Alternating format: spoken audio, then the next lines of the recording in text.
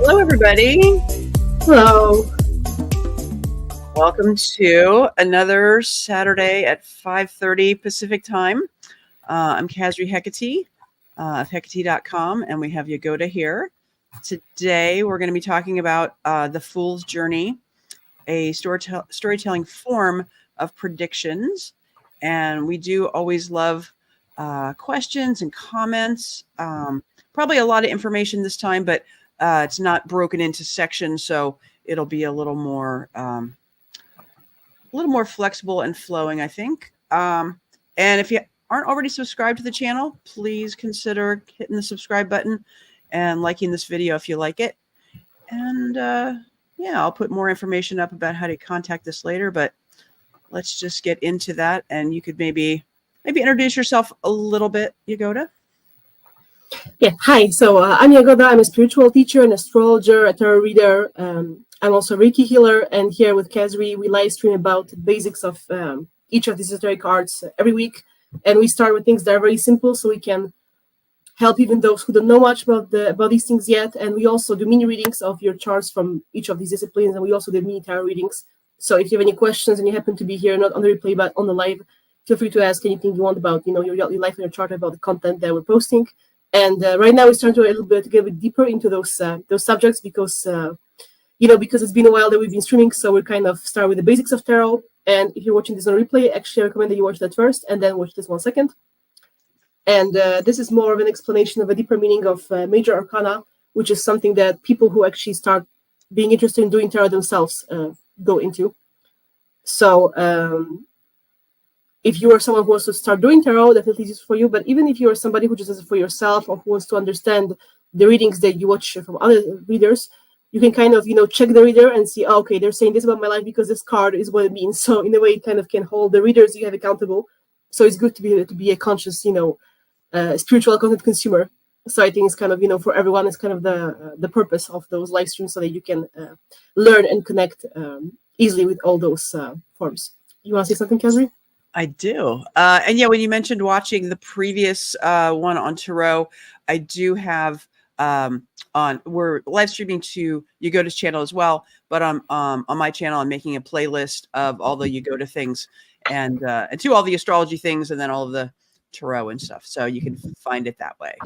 Yeah, on my channel it's easy because all the lives I ever had were with Kazri. So if you just go to the live tab on my channel, you can just see it because I think there's only one other tarot live stream. Everything else was like astrology or human design or something else. So yeah, so on my channel it's even easier because Kazri has like a lot of guests. She has other people who deal with other subjects. So in her case, I'm guessing that the playlist on her channel makes sense.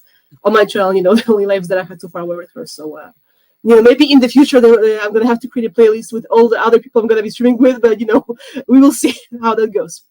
Anyway, yeah, Kazri also mentioned that we didn't really do much of a section organizing because this is a very heavy subject matter because there are 21 tarot cards, Major Arcana cards, and I'm gonna have to cover all of them, and that's gonna take all our time. And maybe if someone else has any questions or if Kazri wants to ask something or someone in the comments wants to ask something, then that's also gonna take up time, and we are always short of time on time when we live stream. So I just think that the cards kind of are scheduled by itself. Yeah, Kazri, thank you. Yeah, let me know when you would like me to go to sharing, because I'll keep you large on the screen until we have the card up there. And two, if we're just talking about the Fool mostly, I might be able to make an individual one of that. Right now we have all of them. No, we're gonna be covering all the cards. It's just called the Fool's Journey because the Fool is first, but we do one by one. We do all 21. That's why it's called like this, because the Fool is the starting point. It's just he's the originator of the journey, so that's why that's the name. Well, but we're gonna be doing all of them. That's why the whole hour of this subject. Awesome. Well, thank you for that, and I've already learned something. Yeah, that's what I was thinking. Well, if you want to ask anything in the middle, just do the thing where you pop larger is gonna grab my attention, and I'll pause. And I'm sure that that any question you have is gonna be also useful for the viewers. The image that I sent you can put that up on now because it's gonna be relevant the whole time. So it's whenever really. Yeah, there you go. So for those who are very new to tarot and who maybe have kind of gone rogue and haven't watched the introduction, stream where I explain the division of cards in tarot. A quick reminder, although I really think that you should, hold yourself accountable to learning at least this piece of information. Tarot is divided into Major Arcana, which is what you see on the screen, and Minor Arcana. Minor Arcana are linked to the elements. The element of fire, that's the wands. The element of water, that's the cups. The element of air, that's the swords. And the element of earth, that's the pentacles. And they just have numbers from ace and kind of like normal playing cards, because that's what this is based on. And each of the numbers has a spiritual meaning, which you can also learn if you rewatch our numerology live streams. I think we've had like 2 so far. And I explain the meaning of each of these numbers. So as you can see, even with tarot, the image and the number, everything is meaning upon meaning upon meaning. And we have covered this very deeply in both the previous tarot and numerology chapter. So I'm not going to repeat myself, but I'm just, pointing it to you that if you feel a bit lost, we have given you more than enough material to start somewhere. Oh, Music and Mushrooms is here. Hello. It's one of our regulars. Kesri's friends. Anyway, so the reason why we focus on the Major Arcana in this episode is because they are the cards that have the most power. So if you have a reading, even if you lay cards out for yourself and you see Major Arcana card, they are the ones that are the most potent energetically. I'm guessing that Music and Mushroom says that the full is appropriate because we're kind of still in the new year, stage, because it's the beginning of February. So, the full rules new beginnings, and we kind of still are starting the year. So, and there are a lot of shifts right now happening with Pluto just going into Aquarius.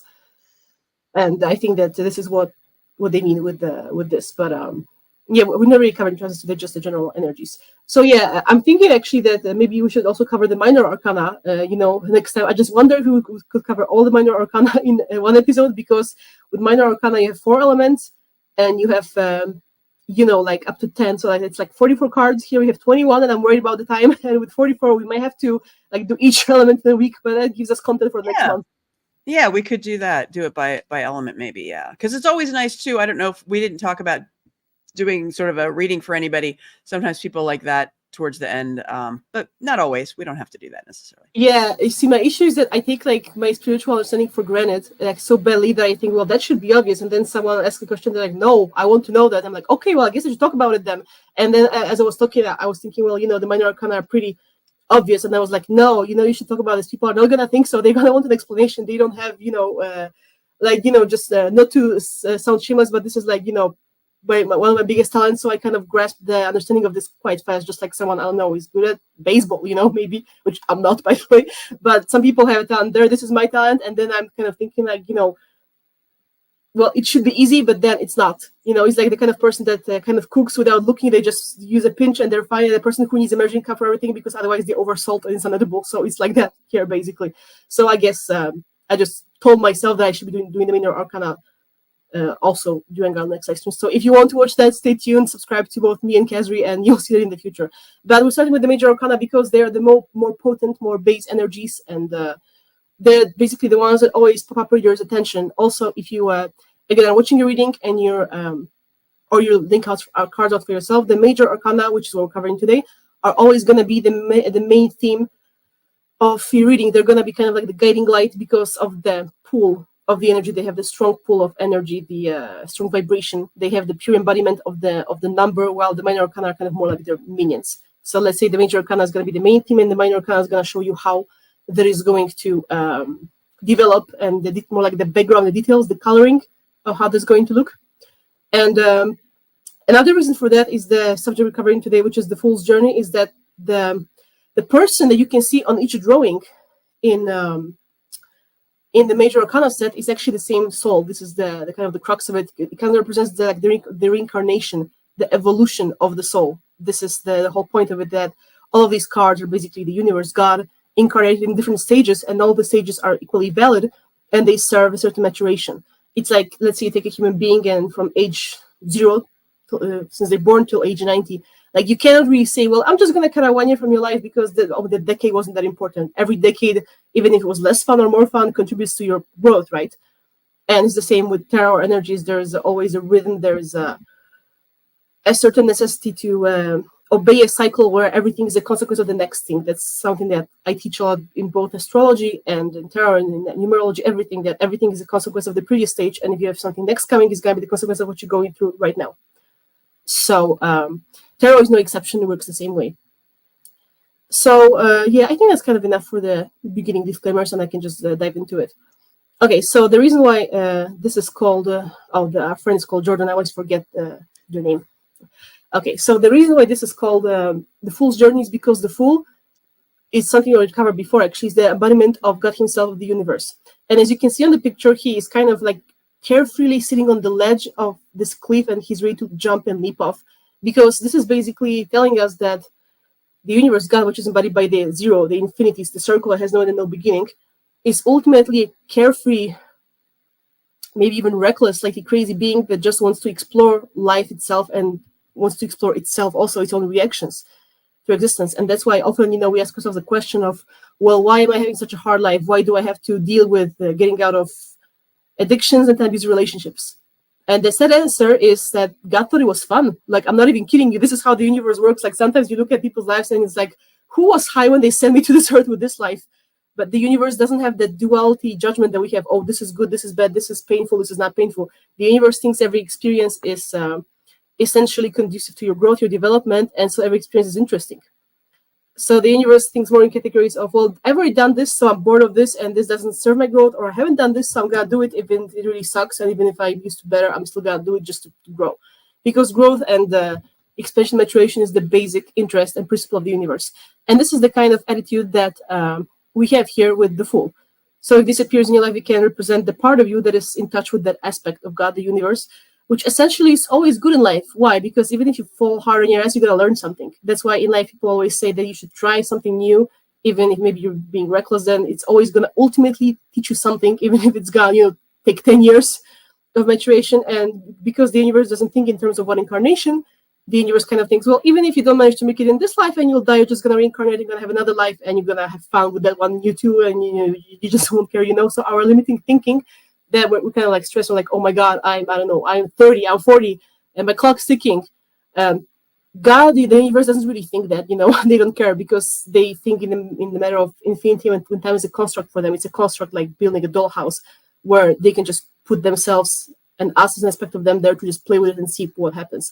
Like, remember when you were a kid and you were playing with Barbie dolls? Like, do you do it with the clock?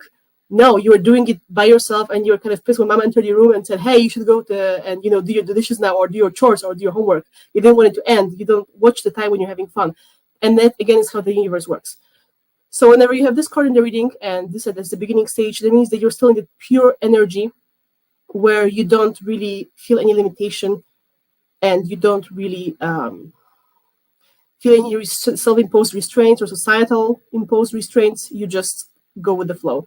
And that can go, that can be for better or for worse, because let's say that you are asking cards, should I save money? And then you pull out the Fool, and maybe something even more extravagant that comes with it. That can mean that you can end up being reckless financially and can lose a lot of money because of it. But what the universe is thinking is, hey, even if you lose all the money, you're gonna learn something anyway. You want to say something, Kesri? Yeah, I did have a question. I'm wondering if you could talk about the, when it comes up, how you read cards that come up upside down. Does that mean? I was just about to start saying that. You read my mind. I was about to say, what? Since I'm doing this, I'm gonna also tell every card in the reverse too. Like, literally, that was my next point. So yeah, I never talked about it before, that you can get reversals. Okay, first of all, some readers don't even read reversals in the reading, and you should always use your intuition. Sometimes you have this feeling when today, well, I don't feel like reading reversals really, because the energy is very straightforward. And the other times it's important. Like, the cards kind of speak to you like a living being, and they tell you how it fits in the whole picture. What really matters with cards is the context. Again, the Fool can be a positive card, or it can be something that shows you what happens. But ultimately, I kind of think that the Fool is always positive, because, like I said, even if you lose something and fall on your ass, then you learn something. But at the end of the day, maybe something is sometimes very important to you, you want to hold on to it, or you really want to mature that energy in the cycle. So this, you can maybe take it as the sign that says, maybe I have a tendency to be responsible here. Maybe I should check myself. But I'm talking about reversal, which I'm going to do for every card, like Kesri said, and like I also wanted to. Let's say that your Fool comes out in reverse and you want to read reversals this time. That can indicate that you have lost the childish spark of God within you. And the reading is saying, well, you're being too pessimistic. You are afraid of new beginnings. You are basically, limiting yourself. And you don't believe that you are infinite aspect of the universe. You don't believe you can take chances, and you're scared. And so you're not taking risks maybe you should be taking. So let's say that, again, the same question, someone's asking something financial when the Fool is upside, and maybe you should be like, yeah, go for it, be positive, but be careful of spending too much. But then let's say the Fool is in reverse. It may instead mean, well, you are maybe saving too much and you never like go out to treat yourself with anything, and you are too conservative to the point that you just never even enjoy life, which is what money is for after all, right? It exists to be spent. Or maybe let's say that you met someone new and you've been burned in previous relationships. You've been like really burned emotionally, and they're asking you out. And you have the Full reverse, and it says we should go take a chance, date that person because you're limiting yourself. So this is an example of how it can work. It all depends on the context, and the more cards you have, the more context you have, and the more differently you can phrase it. And if we have time left, I can. I already did mini readings. Now I can do another reading, I guess, to show you, like maybe like one question for Kazri or for anyone who asks something. I'll see how the time works, but I'll have to go pick up my deck because I didn't. But didn't anticipate this, but it's not that far.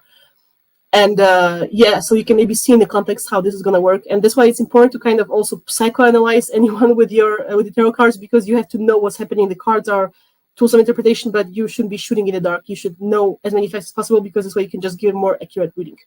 Okay, so that reminds me when you were saying in a previous stream about sometimes people, I guess it's more the skeptic that like doesn't want to tell you anything, and you were saying that when you get a reading, it is good to give the more information you can give, the more the reader can then understand what the cards are talking about. Otherwise, you're just sort of reading blind, and then I guess you have to rely more on your intuition, because for example, when you did I think it was the tarot, where you did readings for several people who were in the chat, and I actually knew all but one of them personally, and each one that you were talking about, I was like inside my head going, wow, because you were picking up on things, you didn't know the people, but I did.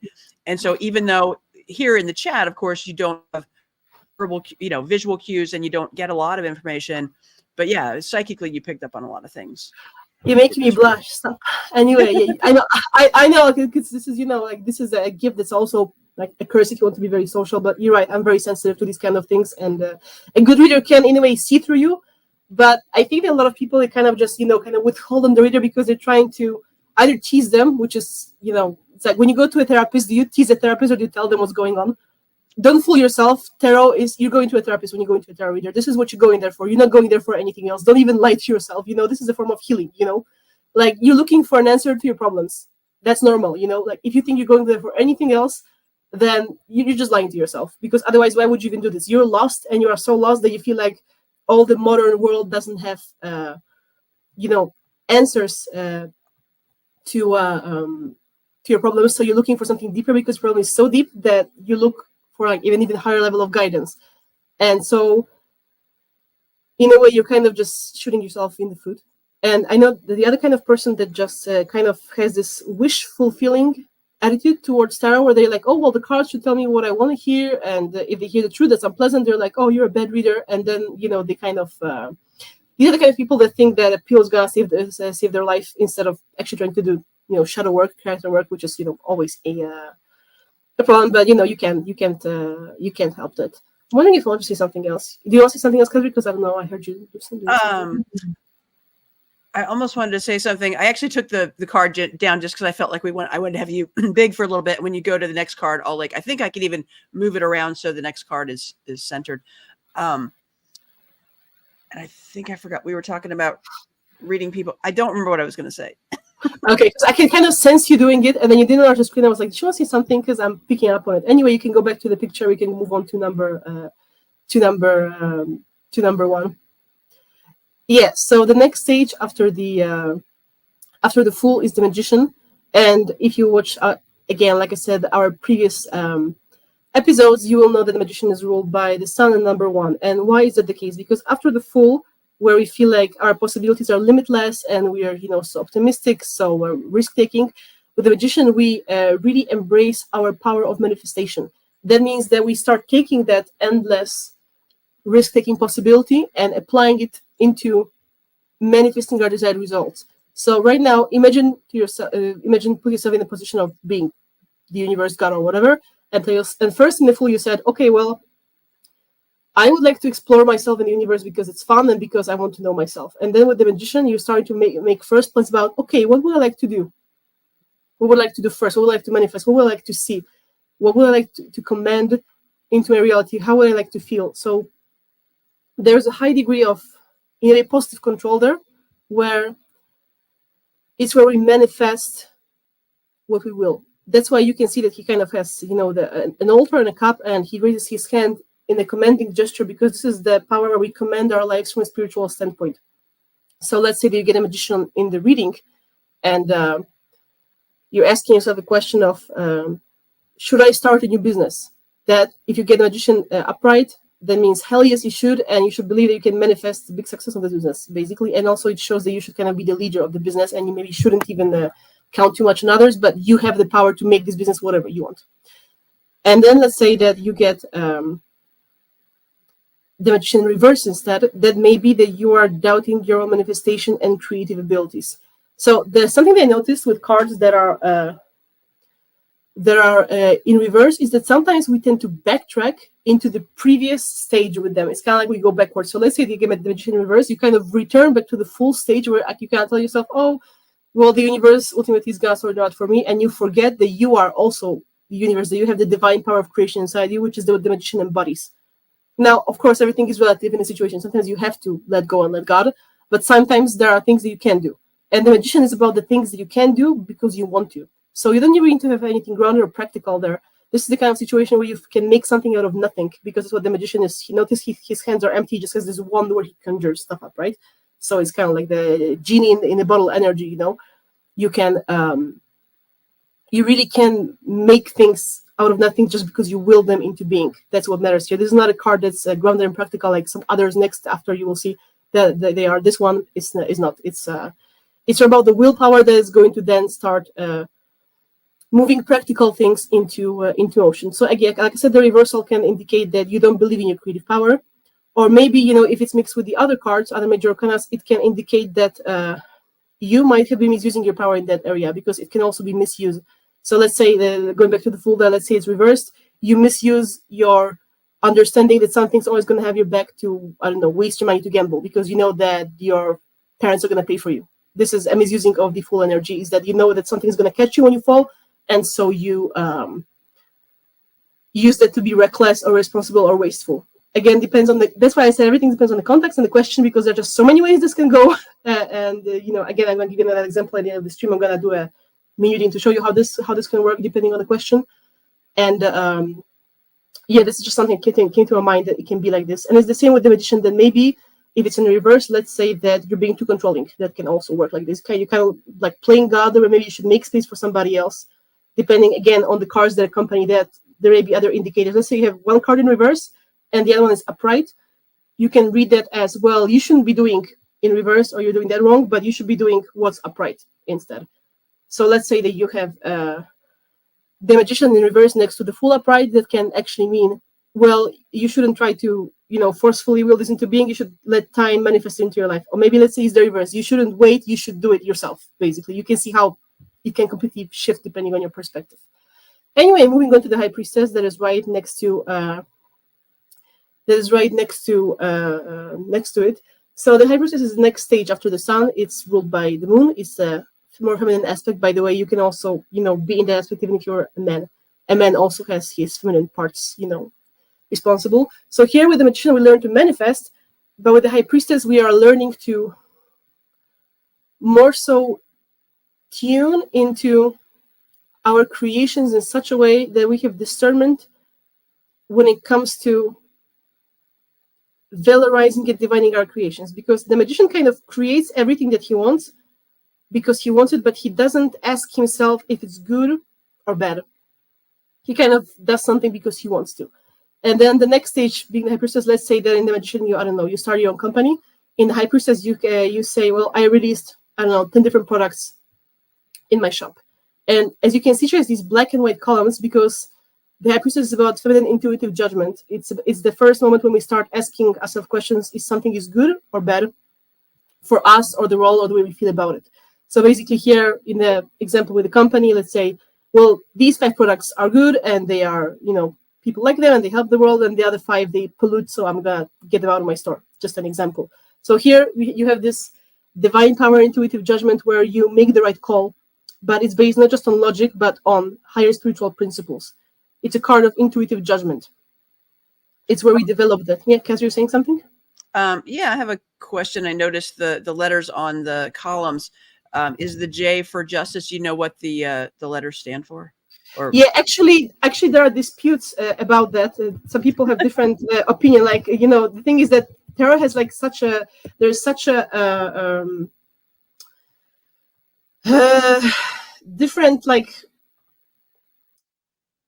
idea of where tarot even came from. Some people think it is only like from like 19th century Italy or whatever. Some people say it's even more ancient than that. So people really like argue about that. There's actually like a very lengthy article even on basic Wikipedia where you can take like the most popular explanation that actually is biblical, and they talk about something that's linked to the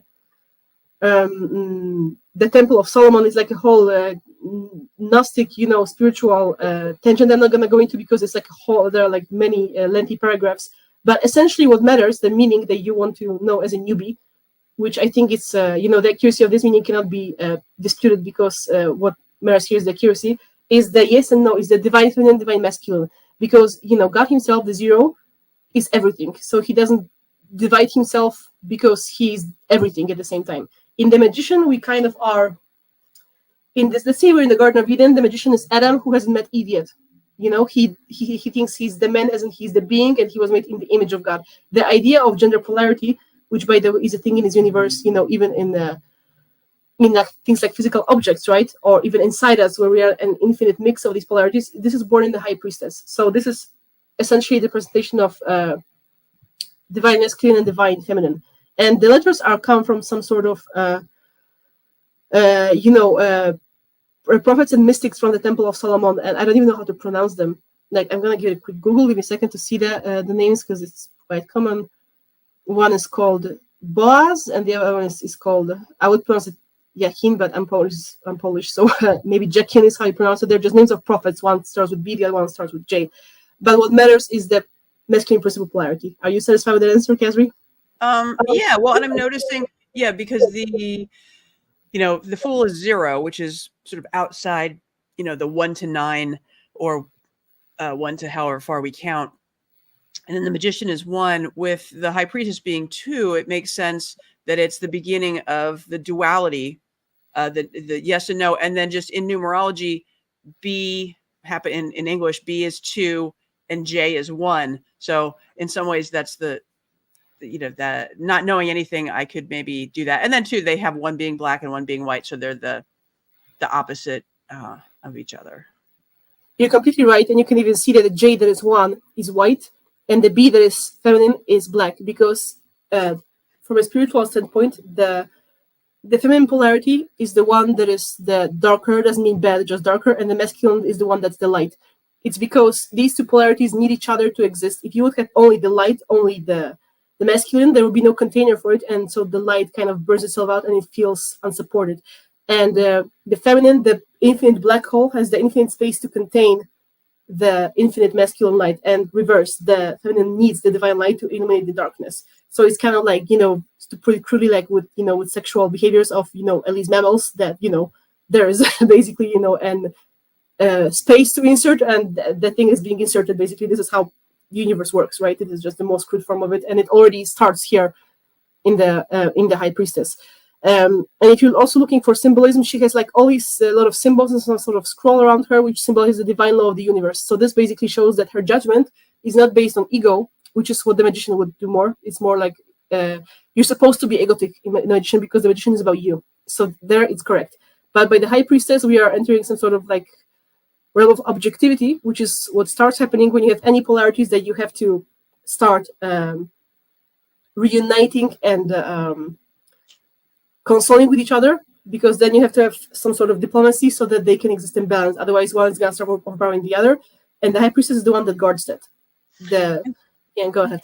And in the symbolism, I know I'm always kind of, triggered, sort of a strong word, but I always notice things like the cross. It appears that this figure in this card is wearing a cross, and yet part of what I next see is the, some kind of sphere, or the circle, which is kind of crown chakra, but the circle over the cross is the sign for the planet Venus, which is sort of another divine feminine thing.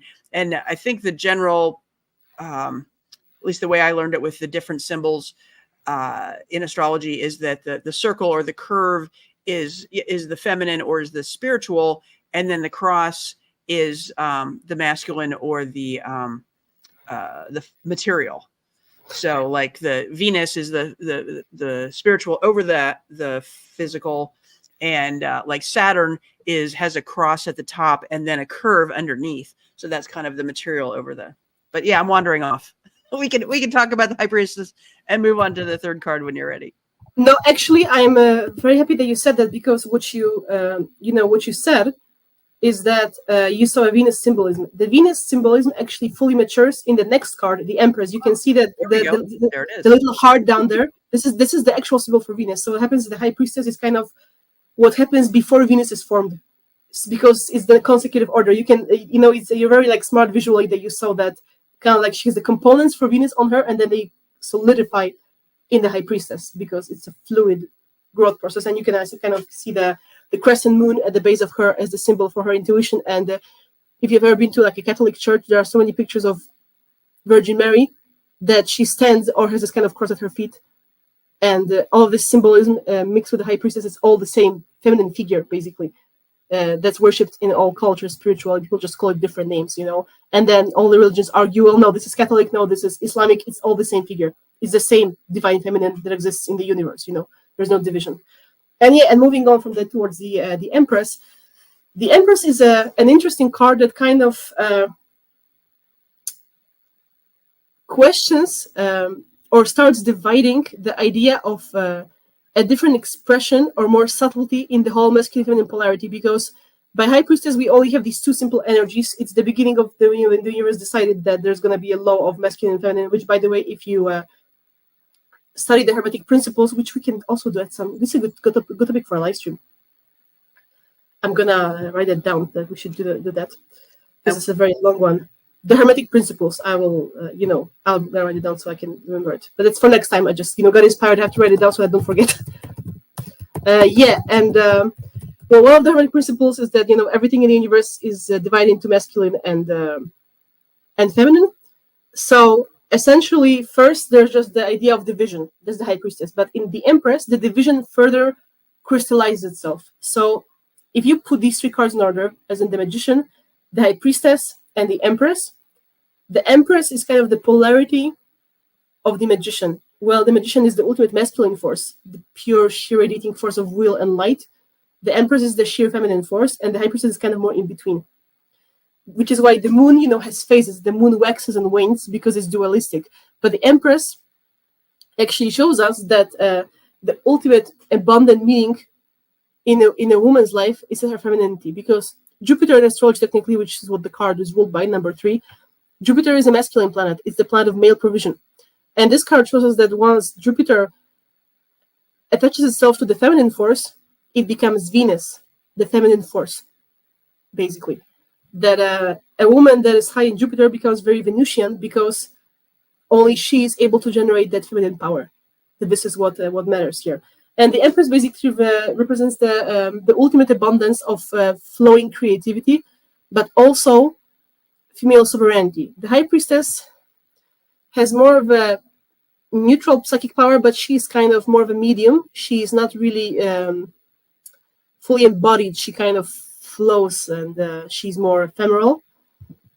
So in a way, it's kind of like, if you go see an oracle, she's not gonna be very much into, shopping on social media, right? She's gonna be kind of a little out there, a little zoned out, right? Because she's so in tune and so responsive to everything that those black and white energies tossing her around as she reads them.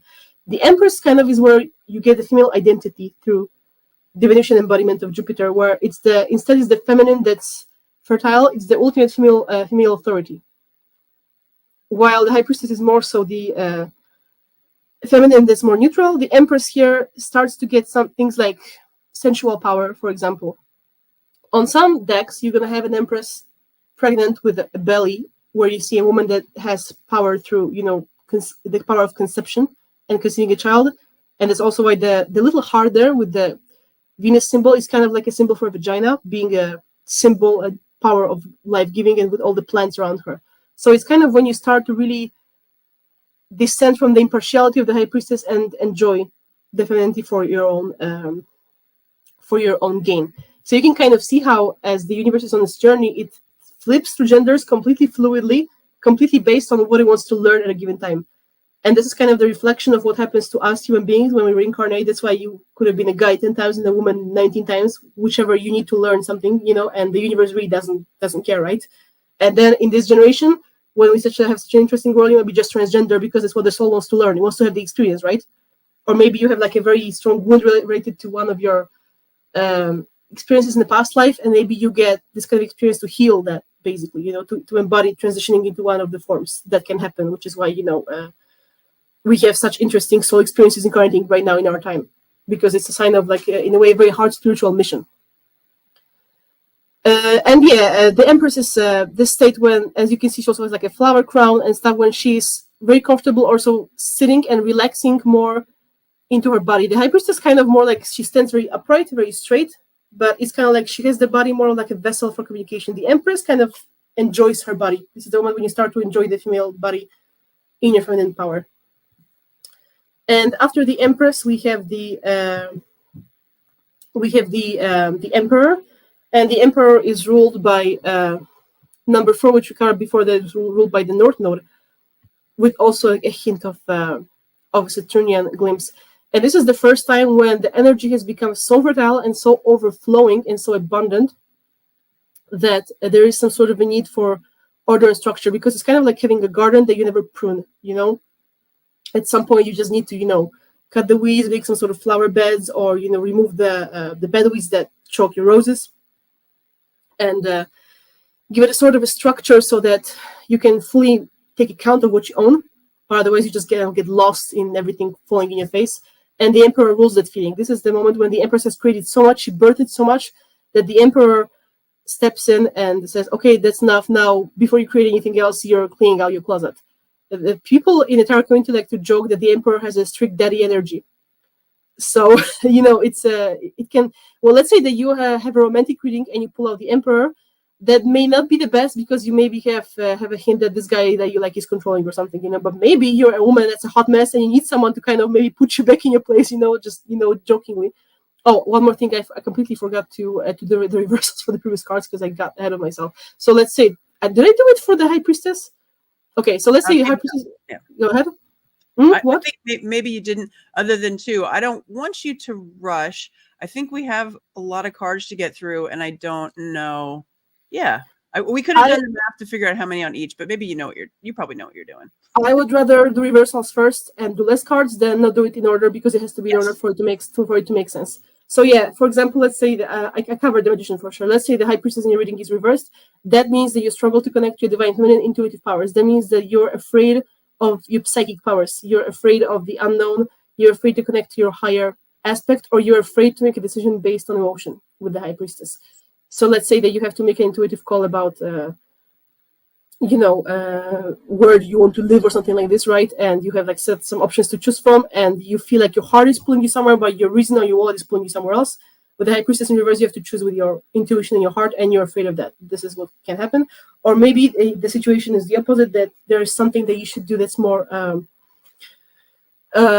physical based, then you have to actually put your work into it, and instead you are watching the tarot readings too much online instead of actually doing something that can also be indicated as dependent on, again, what the card is sitting with. And for the Empress in reverse, this is basically when you're afraid of your Venusian creative powers. Let's say that even if you're a man, right, because you can also be a man and end up with this card, you may have like very serious mommy issues. Men who get Empress in reverse, they have like serious mom issues there, because maybe they feel choked, but they felt choked by their mother. They think she's controlling, so they kind of completely reject the principle of feminine creativity. And it's also important to notice that there is like the right energy for everybody in this life, and there's nothing wrong with that, because you just embody something else, right? Like some women are going to be more Empress, and some women are going to be more High Priestess, because it's just how their soul is. It's what this does in this life, right? And if you get any of these cards reversed, you're just going to experience blockages related to that energy in this current incarnation, or even at this moment. This can pass. In the month, you can get a different reading and get different results. Maybe you work through some blockages. Like, for example, myself, I would say that I'm more high priestess than empress, because like the empress is maybe someone more who's gonna be like into having a big family or a lot of pets, and I'm more of an intuitive, to me it's more that my audience is my children than me actually wanting to have physical children. But depending on a woman, she's gonna have different desires, because that's what her soul does and that's who she is. And so with the Empress in reverse, either you're afraid of female figures as a man, or you're afraid of your own creative power as a woman, or you feel blocked. And again, that depends on the question. Let's say they're asking about a work project, right? And you're an artist. So the Empress in reverse means that you're afraid to create from the heart. Maybe you have a wound. Maybe someone told you in the fifth grade you can't sing, and you don't want to sing even though you really want to, just an example. Or someone, told you that you draw badly and you really want to draw, but you're afraid to pick up the pencil. This is the kind of situation that we're looking at with the Empress in reverse. The other situation that can happen with the Empress in reverse is overindulgence. Let's say that you really are, having just one chocolate cake too many, and it's a problem. Then the Empress in reverse can indicate that, enjoy yourself, but don't do it to the point where you feel like you're gonna puke after, all this kind of stuff, basically. And with the Emperor, with this logic and reasoning, because the Emperor, just like the Magician, is kind of more masculine force.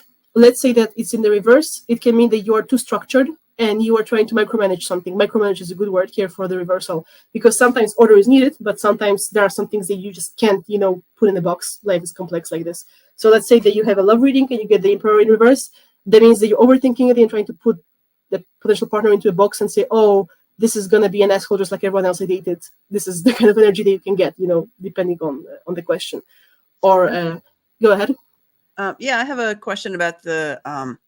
Looks like are those ram head sort of Aries on the chair, or because I know you were saying North Node is it called the ruler of this card, or the energy of this card, versus being just sort of an Aries thing? It seems like it's trying to get across Aries with the red and the ram's heads.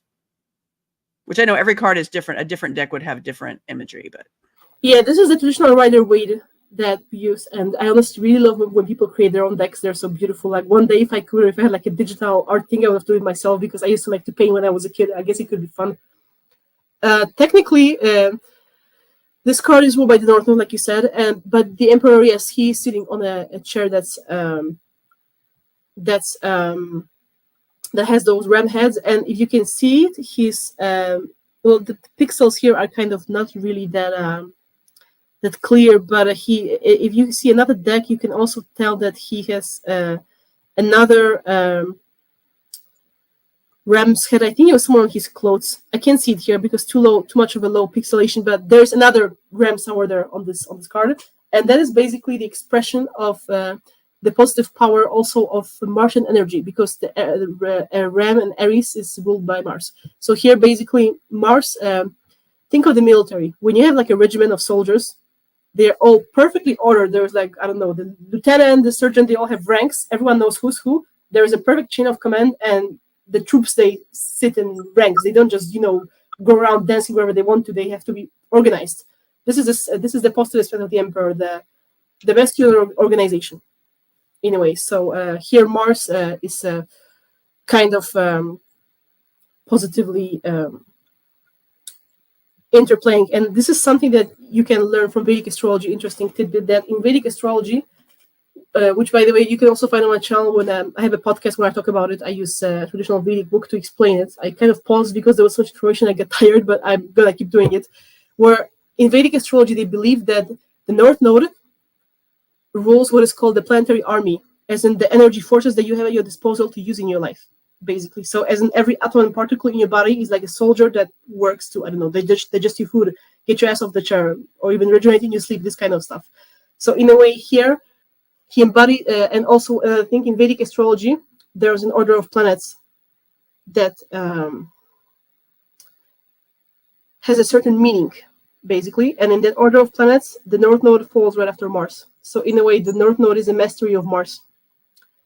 And I think that this interplay here is very significant when it comes to this power of command, and the meaning of the army. Actually, this is a great idea. I don't know why I'm really inspired today. I have another idea for a live stream. We should just discuss the Vedic planetary order, because it's again basic to me, but people are going to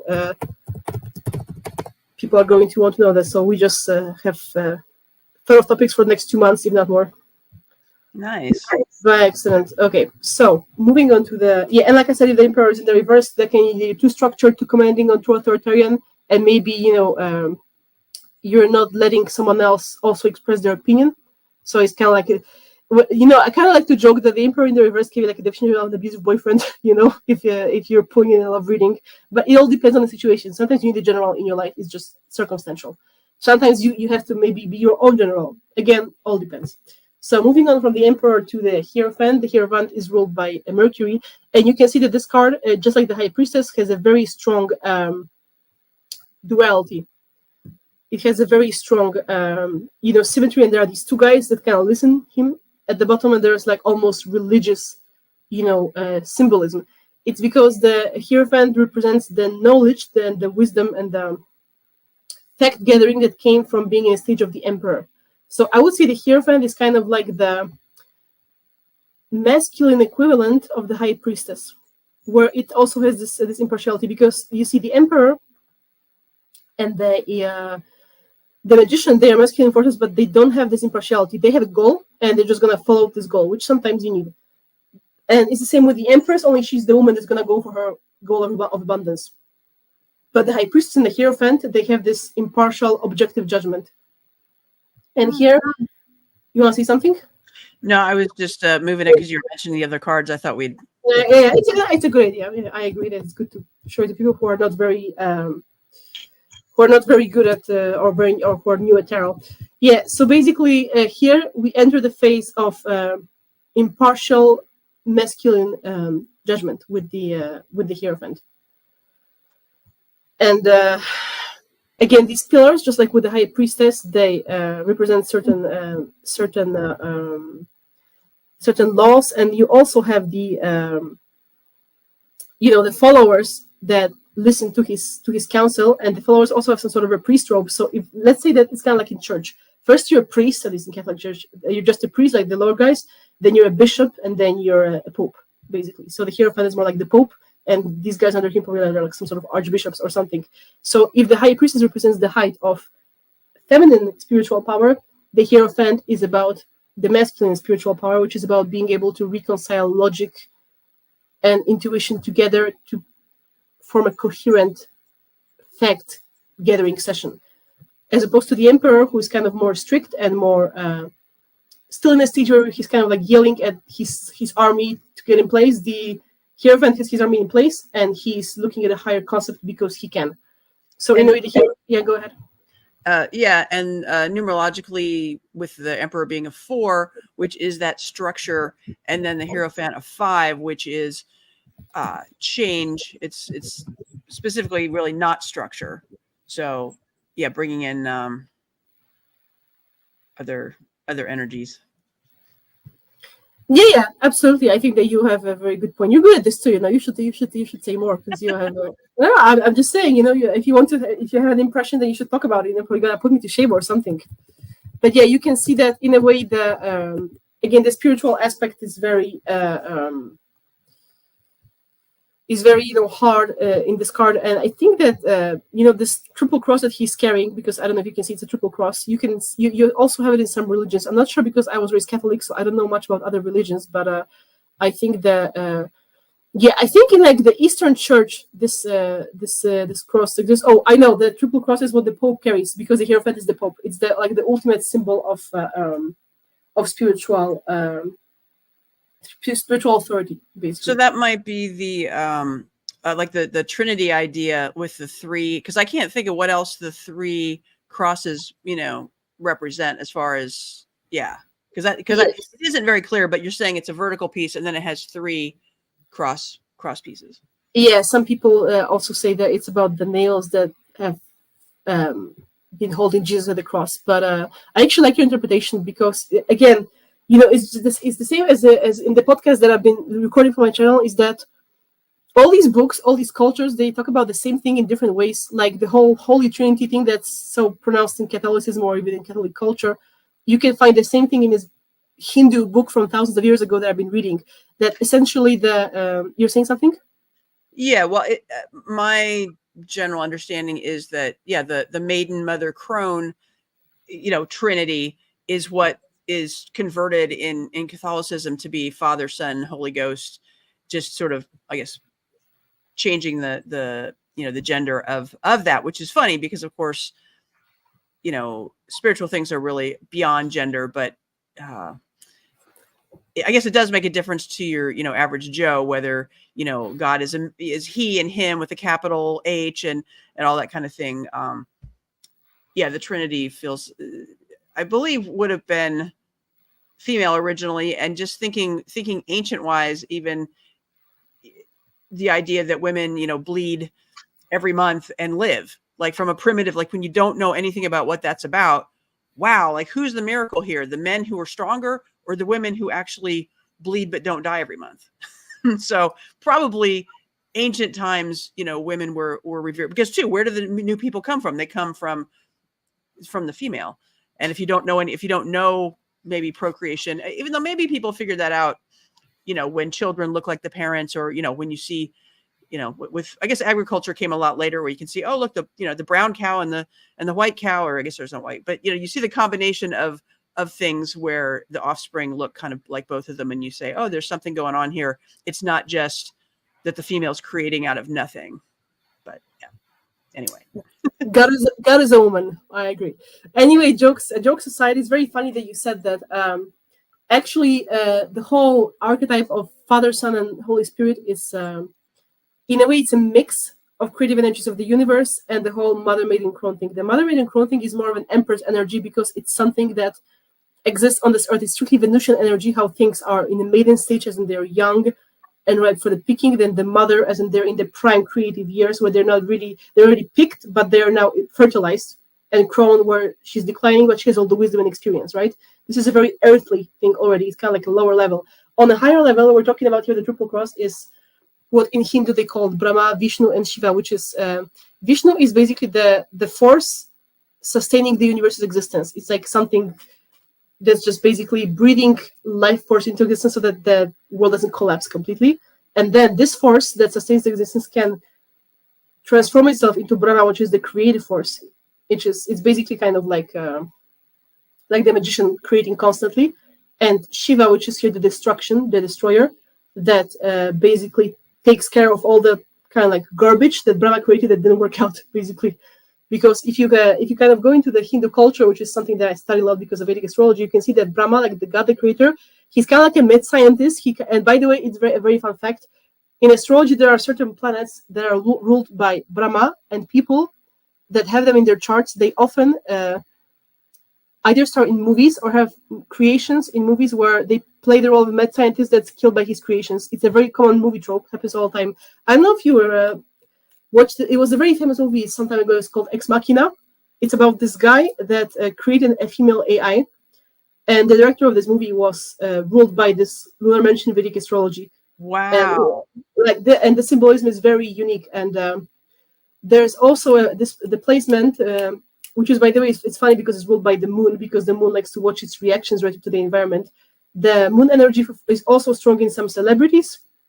And one of them is like Ariana Grande. She has a music video when she creates a robot double of herself, and then the robot like does something to her and like changes her too. It's basically the energy of the creator. It's everywhere, all over the media. If you have it in your chart, then you're just gonna see it. I don't have it, but I've seen it externally a lot. And that's also why the destroyer Shiva is necessary, because some of these creations they go rogue basically. And here the scientist is like kind of so entranced by what they do that they don't. They're not very responsible because they don't have any morality. They create for creation's sake, and they don't care what comes out of it. They kind of just let the Shiva the destroyer clean up the mess, basically. But that's why he's fierce. He's fearsome, but he's necessary, because you can't have a mess in this universe forever. Something needs to clean it up, right? So I think we kind of like really digress like really really far. So that's okay. That's the point of this. So going back to the Hierophant, let's say that it's in reverse, because the thing that we didn't cover.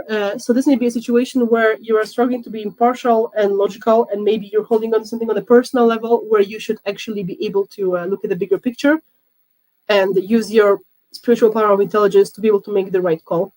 And while in the High Priestess it was more with the heart, here it's with the mind. So here, let's say that you know that mentally that something is a spiritually correct choice, that you should do something, but then there's something else pulling you in the wrong direction and you kind of trying to make your own judgment call, then the Hierophant in reverse is going to alert you to that. And of course, clarifier cards are going to show you what that is about, basically. Anyway, moving on, we're moving on to the Lovers, the number 6, which is ruled by Venus. And this is the first time in a card where we kind of have the 3 characters being put in such a position that it's not the one main person in the middle, which was the case so far. Here we have the main characters are kind of smaller, and kind of they're putting the focus on that angel with red wings in the center. So we already covered it when we were talking. Resonant Interval says, I love digression. Well, I'm happy someone enjoyed themselves besides us. Well, the point of all of this is learning. So, sometimes it's just impossible not to say something because you know something about one thing and then you have like a whole string of facts that explodes in your mind. At least I have that. And you just, it's so relevant. You just have to say it. I suffer from it all the time. But I'm happy someone enjoyed it. Yeah. And for those that know me, I used to introduce myself and then I got some feedback that I maybe wouldn't need to do that, to say either I'm neurodivergent or I have ADHD, which means that I will go on tangents, but I think they're interesting. And I usually, especially in this form, I usually keep an anchor about where I started. And so I go off and then come back. But yeah, I think what we're talking about is interesting. And 2, sometimes I struggle with that of like wanting to find out from people, what do you want? But that's not really the answer. The answer is, what do I want to create? And then people who resonate with what I'm creating will come. Like that's a better way for me to do it, because you can't please everybody. And I just actually, a little bit of an aside, I just heard Aaron Smith-Levin, who I watch a lot and is an amazing creator in the anti-Scientology SPTV space, talking about him realizing that, being on YouTube or being, I guess, public anywhere, there are going to be some number of people who really don't like you. And of course, who really don't like you and are really vocal about it and are critical or just not happy. And you can't please everybody. And so that's not your audience. Like, if you don't like me, there's a million other channels to watch. Go watch the other channels and just be here. So yeah, so there was my little tangent commercial, and we'll rejoin talking about the Lovers card, which I will say is with it being the number 6, which is sort of 2 3s, or basically 2 triangles together, the upward pointing and the downward pointing sort of represents the male and female together, which makes sense that the Lovers would be a 6. Absolutely. Yeah, you're absolutely right. And that also makes sense because, 2 people who are happy with themselves personally, which is Jupiter, represents the eternal state of happiness. They create happiness mutually through sharing their individual blessings. This is how, how it works. That's why people say in astrology circles that if your individual Jupiter is weak and you don't know how to be happy with yourself, you don't know how to make a relationship because your part of the relationship is missing. So your 3 is missing to add to the other 3 and create a 6. In a relationship, there's always 3 elements. There's you, the partner, and there's the relationship, which becomes a separate entity. And you and the other person, you feed the relationship together and kind of you birth it like your own child, even if it's just the abstract concept of a relationship, right? And if one side of it is not working or is malfunctioning, then the whole thing is going to suffer. It's going to be out of balance. So what you said is very, on point. And that's what you mentioned. So that's what it's showing us on the card, of the 2 individual people, not exactly creating, but there's a bigger thing sort of between them and above them. And you mentioned Jupiter. Is Jupiter the ruler of the Lovers card? No, the ruler is Venus, because it's Okay. about the joining of the 2 Jupiters. But that's what I'm showing you, that 2 Jupiters make a Venus. Okay. That's why I'm saying. But I want to say something about what you digressed before. Oh yes, I know what I wanted to say. I wanted to say that you are worried about the you're talking about people, and I just realized what. I have had so many people in my personal life have an issue with me for breathing that I think I'm numb to like online criticism, because when your loved ones are the ones that give you shit for nothing, then you kind of think a bunch of strangers I don't even care. That's that's like a fly in comparison. I remember when I started my YouTube channel that I didn't really even do anything. I was just trying to post something. I think I still have some of those old videos because it was something that's important to me on my heart. And someone told me that you should abandon your aspirations of being a YouTuber, when I was like, I don't even have any aspirations at this point. I just want to say something because I feel passionate about the subjects. And someone was like, your ego is too big because you post on YouTube. And I'm like, wow, in that case, well, the whole planet has a very big ego because there are so many channels out there And you know, everyone must have really huge egos. They're like the kind of ridiculous stuff people invent to say to you is just, you know, it's mind blowing. And the fun part of it is that it has no relevance, so you can just discard it, because everyone can say everything they want, both in real life and online, doesn't mean that they're right, basically. Yeah, and I don't want to talk too much more on a tangent, but I do want to notice that, like, or wonder what the purpose of that those people are. I tend to want to put them in what I call the Twitter energy of the world, where they just want to take you down. Like, oh, you know, maybe underneath it is a certain type of jealousy. And so, yeah, they want to try to like just be negative.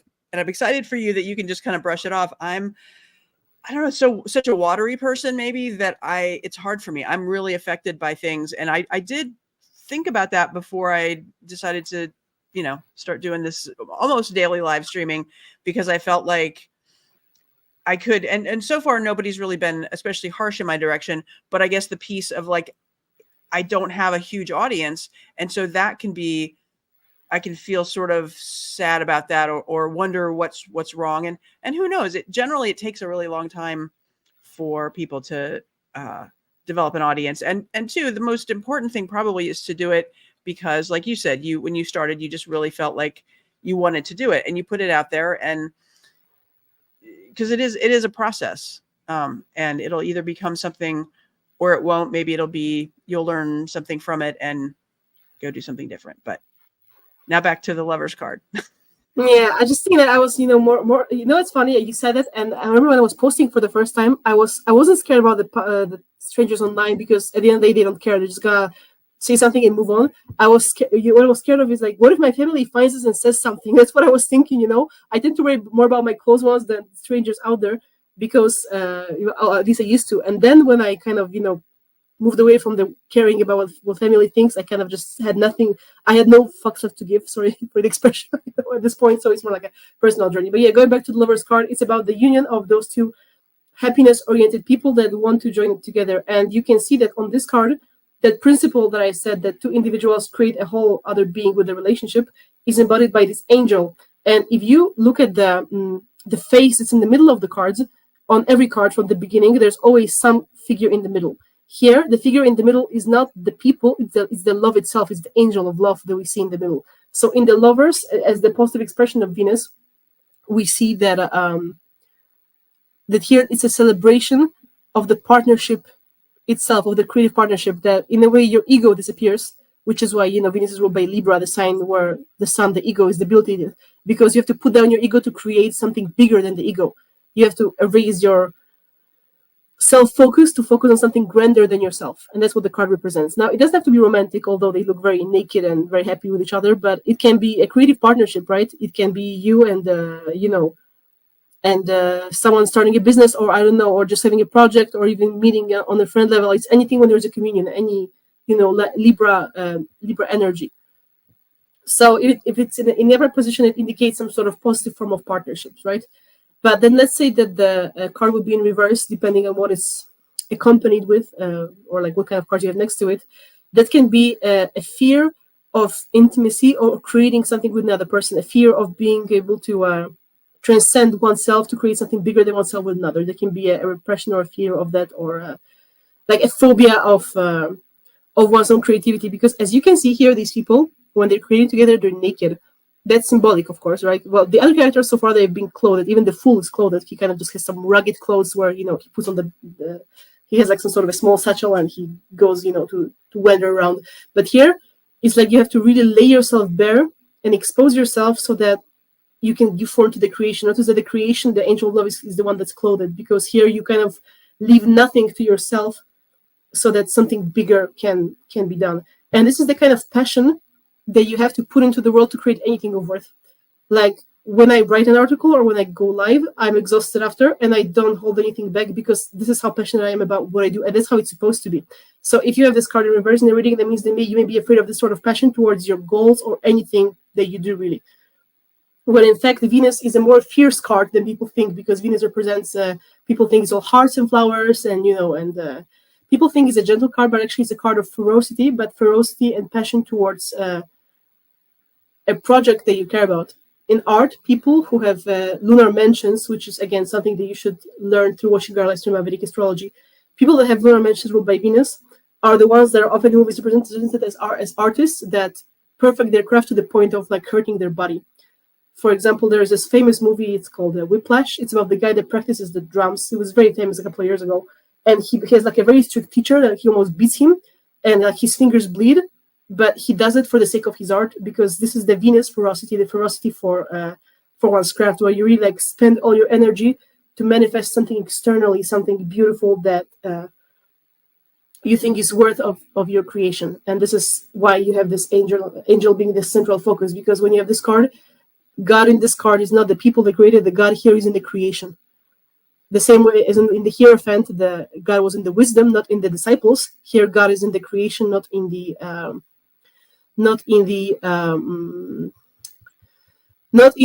people creating. Basically, it's kind of like, you know, the whole Pygmalion myth, when there was a guy that fell in love like with his own sculpture, you know, because he worshipped and venerated the creation more than himself even, and that gave him completion. This is the kind of stage that we have here. So yeah, again, in reverse, it can be either a fear of being able to abandon one's own ego to create something grander, or maybe doing it too much to the point that you don't have boundaries.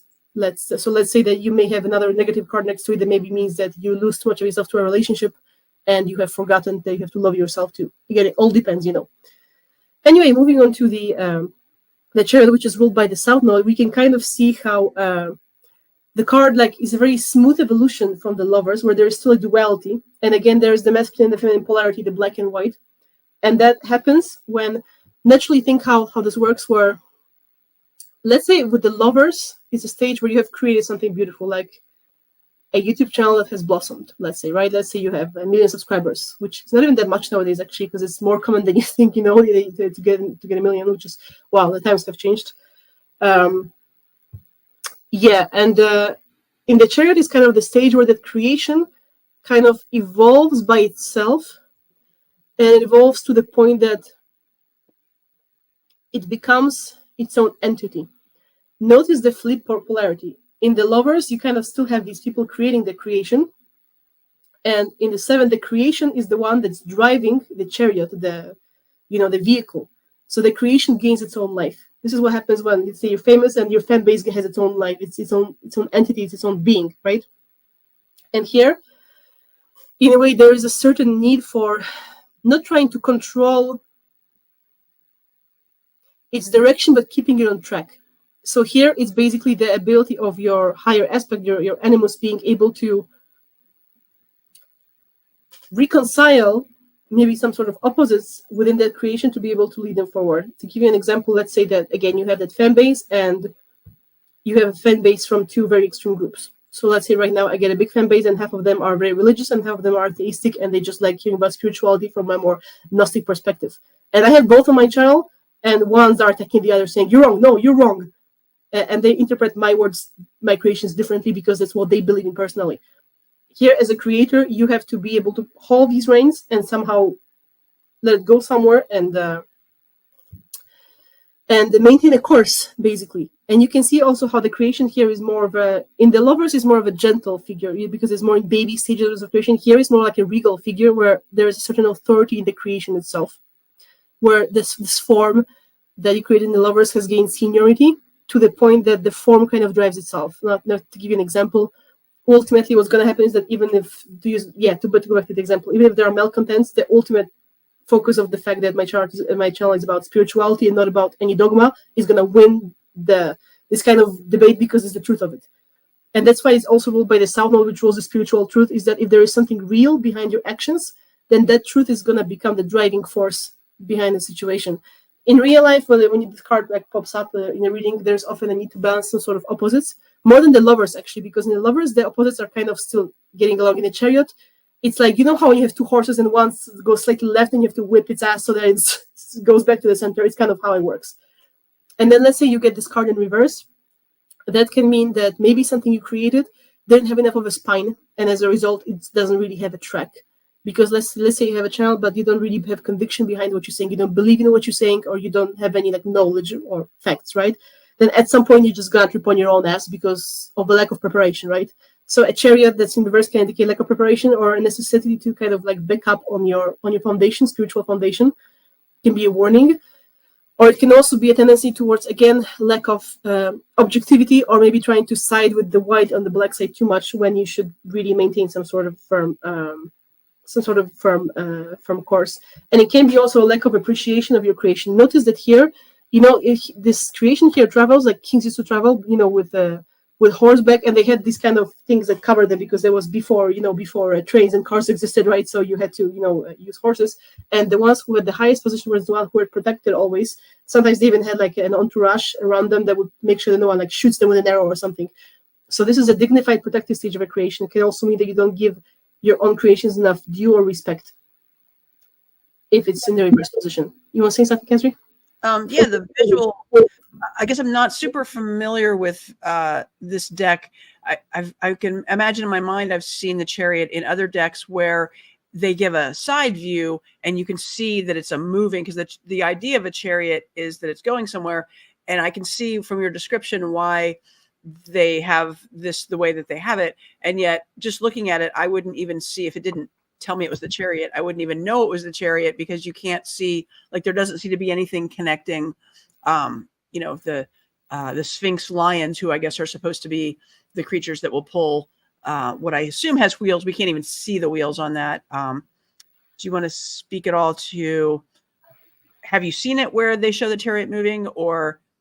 Yeah. Oh, I've seen so many decks, my God. But again, the movement here is again about direction. So ultimately what matters is where you're moving. And this is kind of why I told you that the creation that you develop in the lovers gains its own life, and it kind of has its own track. And what matters ultimately is the spiritual motivation, because the spiritual motivation is going to be the driving force behind the motion. So here it's more like looking about why you're going where you're going. So it will only feel like a crash and burn if there is something wrong with the core of the motivating force that wound up the toy that's moving in the first place. So it can be a course correction card, but depends on the circumstances. And I will take a second. I could even put us in a different view for a second if I can find that. Sure. Oh, I don't like that view. I like this view. Yeah, I'm noticing that it's, almost 6:45, and we might do another 15 minutes. And I wanted to check in about whether you wanted to shift into doing a reading or doing something different, or do you want to do a few more cards? Is the chariot a good stopping place, or do we want to do another? Can you zoom out so I can see all the cards? Sure. I can just Google myself, but I just want to see visually. Oops. There we go. Because we've done the first row. We have 2 more rows. Yeah, let me see that, because I'm more of a visual person, and I don't see it. Oh, I'm sorry. That's okay. Let me add it back. Yeah, it's cool. Oops. There we go. Okay, so we did the full. Oh yeah, we have 2 more rows. Yeah, I guess I see your point. Okay, I forget the time, and yeah, it's really good to what do you call that? To pace ourselves and just enjoy the moment, and we'll get to it. There's plenty more Saturdays to come. Yeah, I'm just thinking that we're looking at 2 more weeks of that, especially if we end every situation here with a mini reading, then it's gonna take time. I think you're right. I'm gonna grab my deck, and we can, and I don't know if there's anyone in the comments, maybe, either Jordan or Resident Interval, that want to ask a simple question to Tarot, and in case they don't prepare a question for you, Kasri, and it can be the same sort of as before, because I already know the answer, so it's gonna be boring. It has to be about something else in your real estate stuff. So prepare yourself in case no one comments right now, and I'll grab my deck and be right there. Okay, cool. And I'll go to another view here. Let's see. Oops. Make myself big for a second. Oops. If we've got a few people watching, and if anybody has a question in mind that, because a tarot isn't like a yes/no answer. It's like, tell me about whatever. Like last time I did, tell me about my housing stuff. You could put that in the chat. Otherwise, if I'm doing one for myself, the thing that's up for me is like, what's going on? my question would be, what I'm feeling really strange. I'm feeling like the energies are strange, and I'm trying to go with the flow, and it doesn't seem to be happening. So, boy, that was a not nice. Can you specify that more? Basically, like, can you be more precise in that? Let's see. Would it be good to phrase it? Tell me about.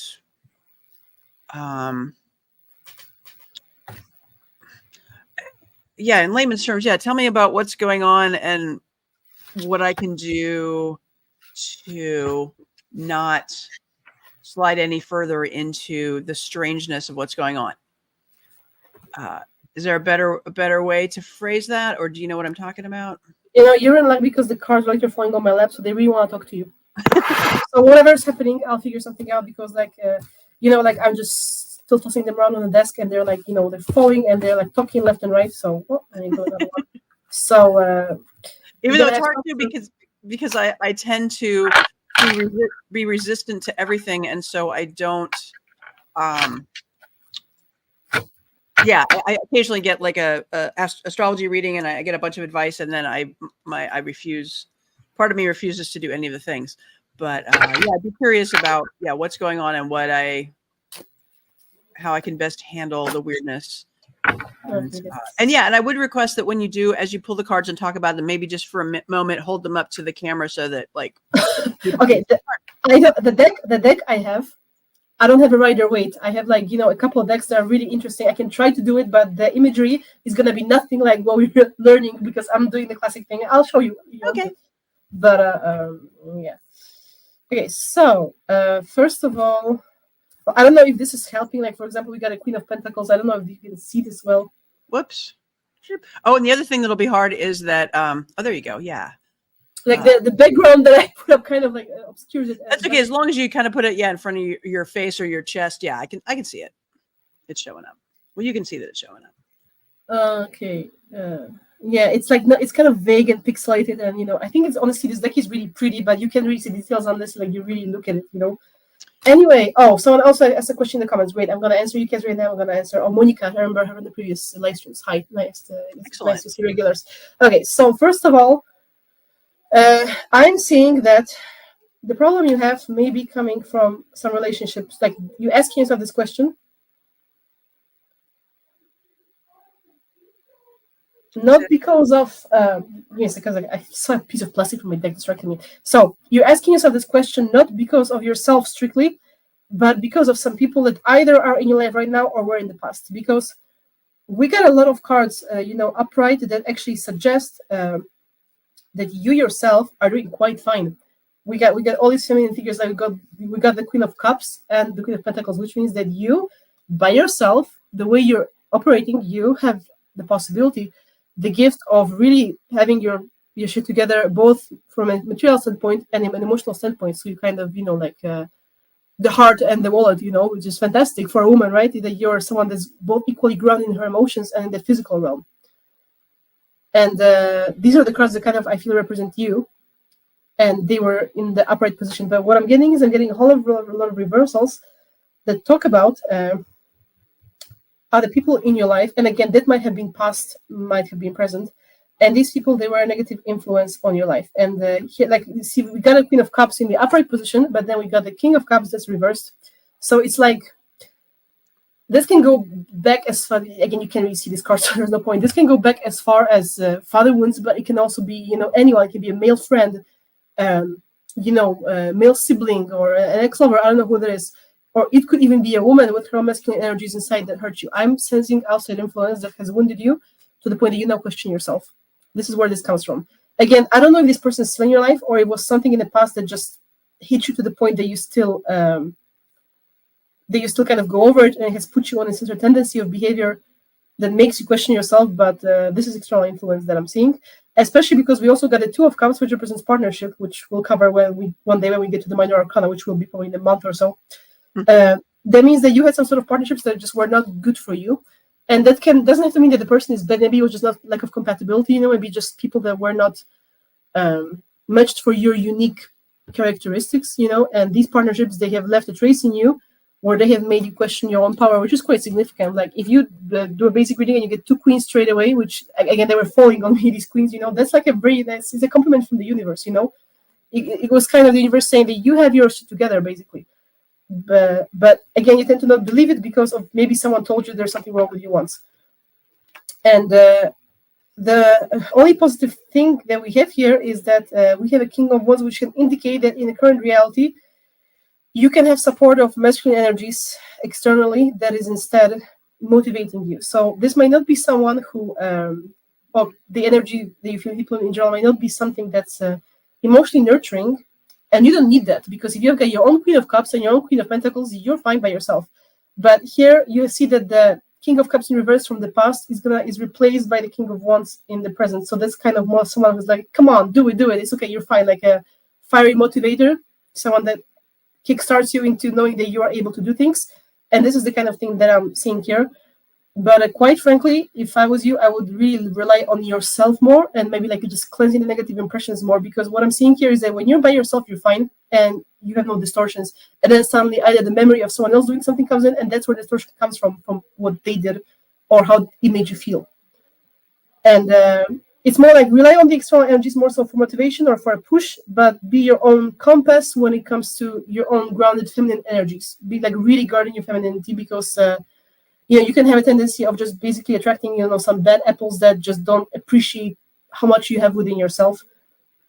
And what is also important here is a change in thinking, because we have the Ace of Swords, which represents like a completely new way of thinking, approaching things. So maybe, to give you an example, an old way of thinking could have been, well, this is all my fault. We have to erase that from the script and say, well, no, this happened to me, and as a result, I have a tendency to go into that, but it's not really my fault, because sometimes things happen to people, and you just have to deal with it. That's all. So there may be a tendency of a pattern of thought of self-blame that you have adopted as a result of someone else hurting you. Like it's kind of like with assault victims, they think, oh, my skirt was too short, it was my fault, right? Well, no, the guy shouldn't have jumped you in the bushes, right? That's what's going on. And this is the kind of way of thinking that you need to change here. So what happens is not going to change, like the facts are not going to change, but the way you think about it, the Ace of Swords, the new way of thinking. I was saying the Ace of Swords here because it's kind of like almost bloody, it's like this one really big sword, and you have to be like very determined about this. You have to really cut through this and not go back on it, and really check yourself. This is something that you can do actually by yourself, that you change the way you think about it. So anytime you see yourself blaming for something and say, oh my God, it was my fault now, I'm like this, you say, no, I haven't done anything, and now I can handle it. And you hold yourself accountable when it comes to your mental patterns and mental habits. You can change that, but you don't, beat yourself down saying, "Oh my God, I always do this." And probably it's not even realistic. Probably you're already better than you think, because you got like so many nice queens. Like, come on, it's like tarot complimenting you. That doesn't happen that often actually. And it also shows that you have practical things to back you up. So whenever you feel bad about something, try to reassure yourself with the fact that you have things going on for yourself, that you have some sort of practical skills or ability to manage things well. That is something very tangible. You didn't invent it. It's just something that you've grown into because you're not a teenager anymore.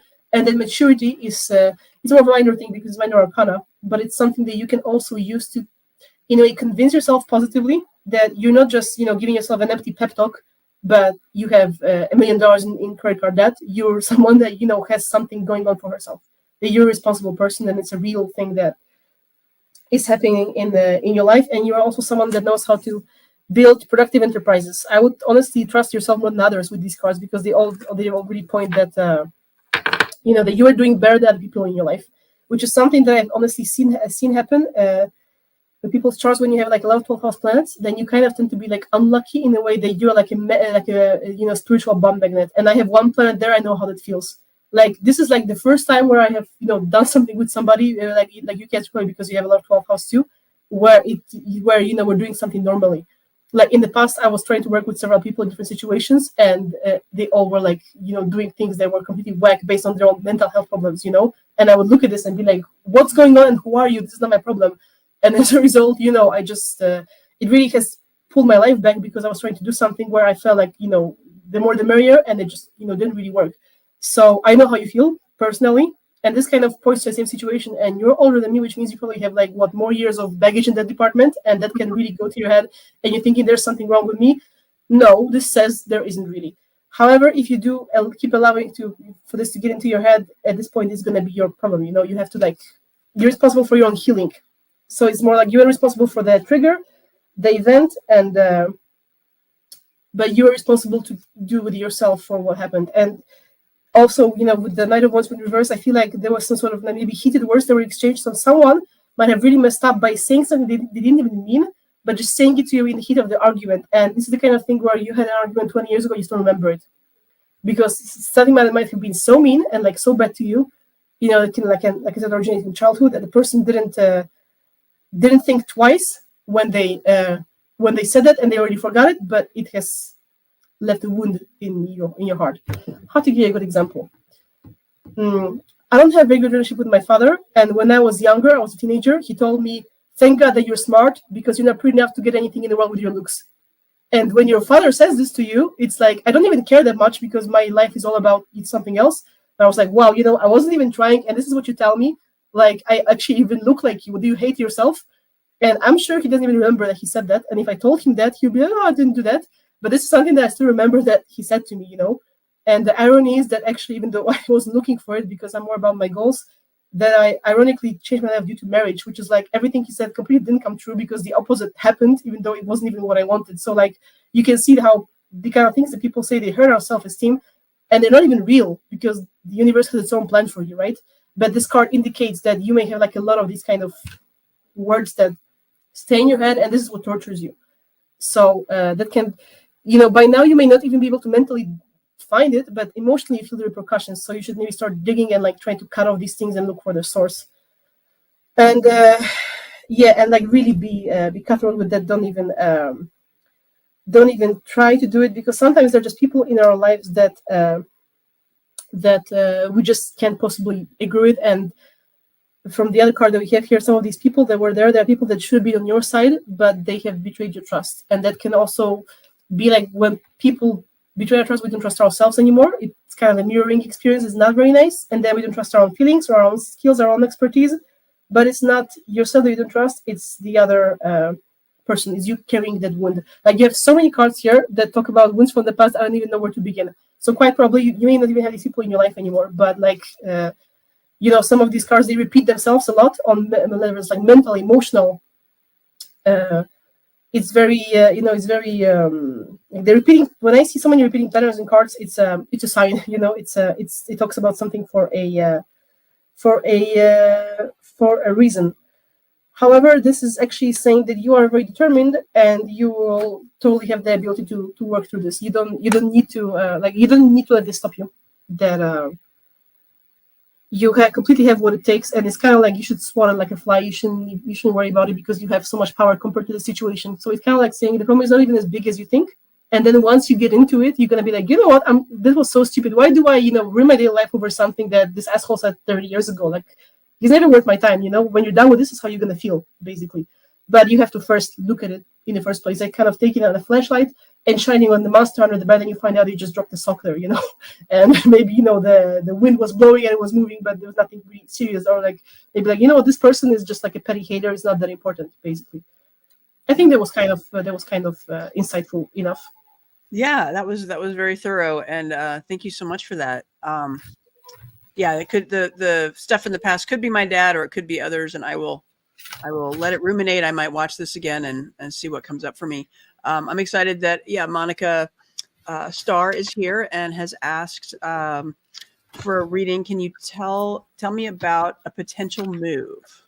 Well, I don't have much information, Monica, but I will tell you what the cards are telling me. And then would you like to ask her a follow-up question or two? I don't know if she's still there, but if maybe she can watch it on the follow-up. But I hope she's still there. Well, Monica, if you're still there, add more information to your question. As far as just whatever other, Yeah, well, I still have pulled some cards. Does the move involve another person? Because I had the lovers show their face. So my question here is that are you moving because you want to move in with someone, or because of a place? Because I see that there is a person involved. Like the cards are spilling the tea in the department. You're All the right. details. I was What? going to say, you're right. That is probably really hard to just, tell me more about a potential move is not enough information for you to understand, like you said, what the Lover's card means. But, oh, here he comes. Yes, yeah, there's a person involved. Yeah, the cards don't lie. The cards tell the tea. Will I be moving this year? And then her yes was probably an answer to what I said. No, I asked if there's another person involved. Yeah. Well, the cards say yes, you'll be moving this year, and it's I rarely do yes or no, but this is very straightforward, and I'll tell you why. Because you have I pulled some cards because the amount I pull, I kind of just let the cards fall on me. It's an intuitive thing. So I pulled 1, 2, 3, 4. Like these are the cards that fell on me: 1, 2, 3, 4, 5, 6, 7, 8, and 5 out of 8 are major arcana. That's a very strong yes. That's like a lot of movement. So not only you're moving this year is going to be a big deal. Probably it may be something that's going to shift the direction of your life. When you have so many major arcana, it's a major move. It's not a move from one neighborhood to the other. It's a move that's like, it's life-changing. And so what I'm seeing here is that in a new place, even if the motivation for the move is romantic, in a new place you will actually form a community because you have the Three of Cups. And the Two of Cups is more a one-on-one partnership. It can be romantic, doesn't have to be. But the Three of Cups is about a group. So I don't know your situation. So either you're already moving with friends or you're going to make new friends where you get there and they're going to like kind of form a close friend circle. It can be other female friends, but I don't know. So this is what the move is going to be good for. It's about creating a community. Again, either you are rooming with them already or it's what you're going to meet when you're there, because I don't know your circumstances. And the cards also speak about certain fears that you have. That the reason you're asking is not because there's something wrong with the move itself, is because kind of like as you're the one who has inhibitions regarding that, which again, this is just emotional fears that doesn't have to be real. And then you see that then you got another card, the Four of Cups, is about new acquaintances and new possibilities. So the move will not only be important, but it's going to kickstart other new things for you that you can't even see right now, because you can't know what you don't know. You can't imagine a friend you haven't met. And you have like 2 cards that show that there's a certain stagnation in the place you are living so far, and the stagnation is going to end when you move. And so it's going to be a very positive move for you. And the other problem that we have here is that this is a move that you, in a way, making out of passion. That it's not like something that probably you have maybe thought out for. You don't feel like you are prepared enough logically, and that is because you're afraid to follow your heart. Because we got the Queen of Wands, but she's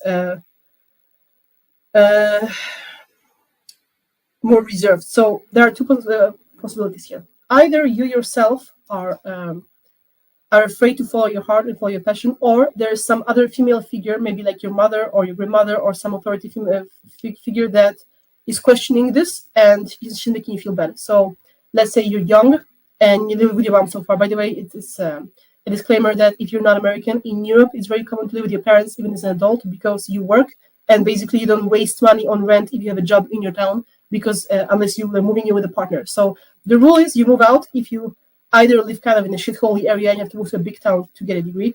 But for example, I was raised in a town that has like 1 million people, and it's also a major university hub. So I never moved because there was no point. People moved to my town to get a degree, so I was moving.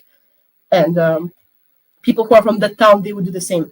And so you kind of leave your parents when either you have enough money, you want to buy your own apartment, which is a luxury, or you're really sick of your parents, or you're moving in with your partner, right? Or you have or maybe like you're really far away from your job or something. You move for a reason. Like in America, I know there is this policy where they kind of give you the kick when you're 16, like, they say fly. In Europe, it's different. Often you even have like 2 generational families, and it doesn't mean you don't work or you don't take care of the household. There is just more like accountability that while you live with a family, maybe you can, have a job and then go help granny with the dishes or something like this, This is how this works. It's like a cultural difference, right?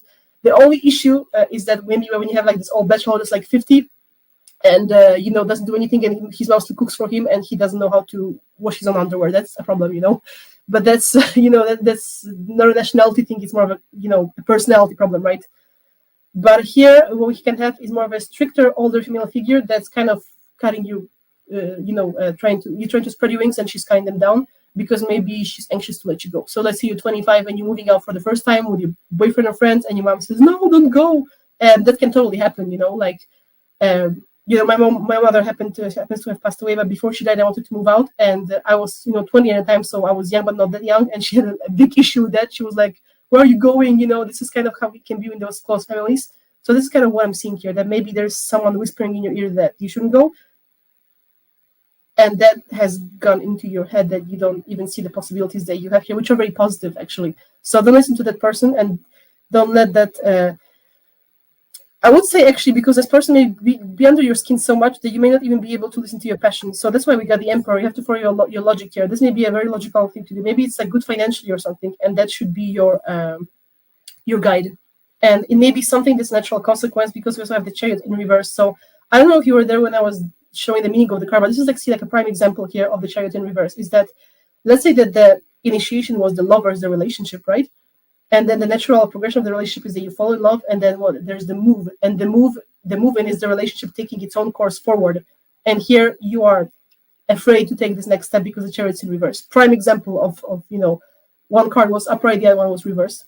So there is a fear of you in a way progressing the relationship too. Maybe you don't feel stable in it, but the kind of cards that you're getting here, that let's say that, I don't know, you're moving into a new town or into a new apartment, even if the relationship would fall apart, you would have new people straight away with these good cards that you have here. So maybe you really are from a small area and you want to move to like the capital or something. And then you think, well, even if that boyfriend that wants to move here with me doesn't work, I can rent with many other people and maybe meet new people because it's a big town. So, the move is definitely is. And then we have all those cards of careful consideration, like the Emperor, the Logic, the Hierophant, and the Hermit, which we didn't cover yet. And they all are saying that this is a good situation. And you may have even be overthinking this. Maybe it's something that you have, you have thought it through enough, but you think you haven't, because these are all positive cards that say that you do have you wouldn't be concerned this if you didn't have good reasons for it. So it's kind of like praise. It's not really a bad impulsive thing. It's a good impulsive thing, basically, that you have maybe even thought through too much. Like I said, like all these cards of consideration, that's really good. And like I said, the other thing can be here that what's convincing you of this is that maybe you have a better job in a new place, or you and your partner, whoever you're moving with, you can split the living costs, so it's going to be cheaper to live. There may be like a lot of good arguments for the move, and this is what you should listen to.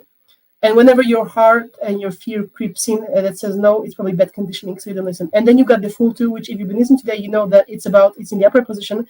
It's about taking chances, so you should take that chance, basically. And because of the amount of Major Arcanas, it says yes, you will be moving, and not only you will be, you should be moving, and it's going to be good for you. And it's going to change certain things that should have been changed quite some time ago. And maybe out of your comfort zone, but this is exactly where you're supposed to go right now. Excellent. I don't know if she has heard the whole thing, but hopefully, yes. I'm sure she's still here. Yeah, we've got a few people watching, and I'm sure she's curious enough to still be here. If you have any more questions, Monica, then let me know. But, it was pretty, detailed. The tarot was very detailed on that, so.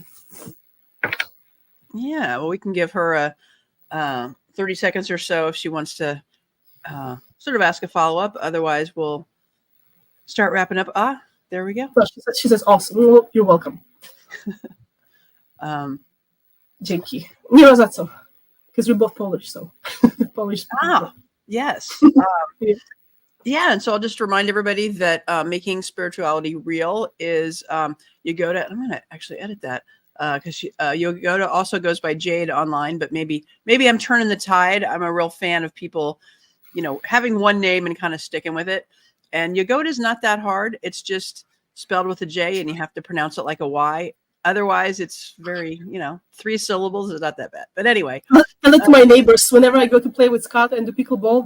I'm like, hi, my name is Yogoda. They're like, can you spell that? Like, I haven't met a single person besides you that said it was fine so far in America. So the J thing was for a reason. But thank you.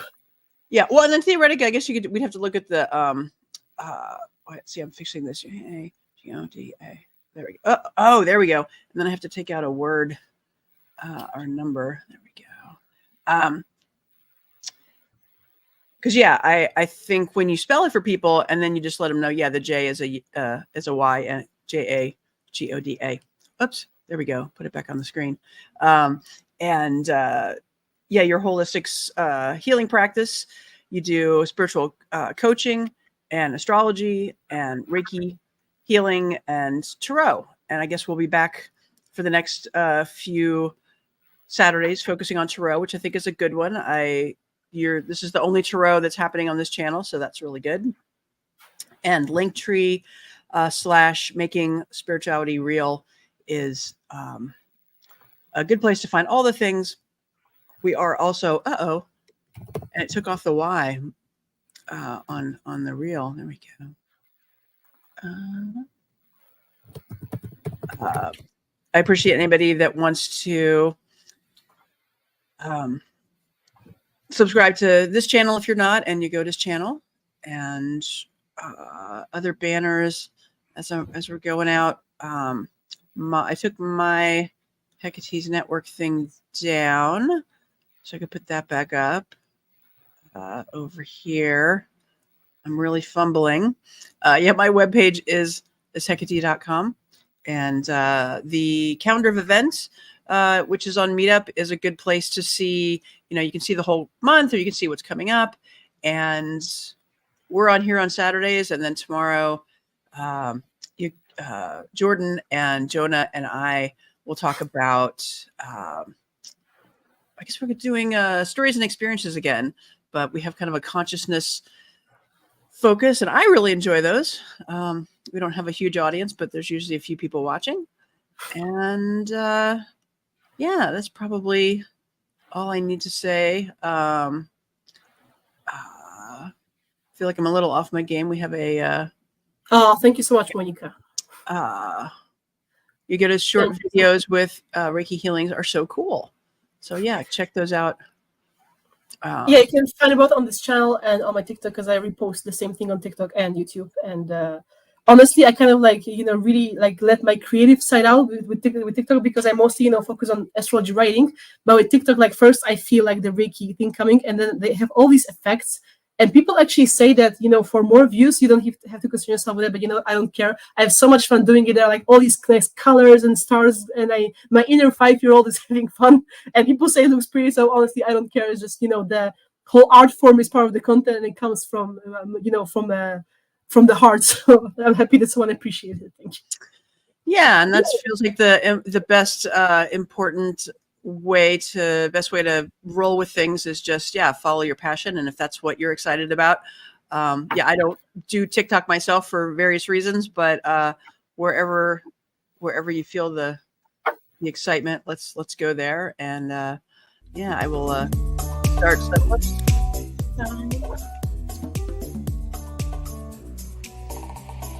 I had to remember to not talk for 10 seconds because it doesn't work for those 10 seconds. But thank you, everybody who watched live and everybody who watches the replay. Comment, and we do read your comments, and we'll see you next week.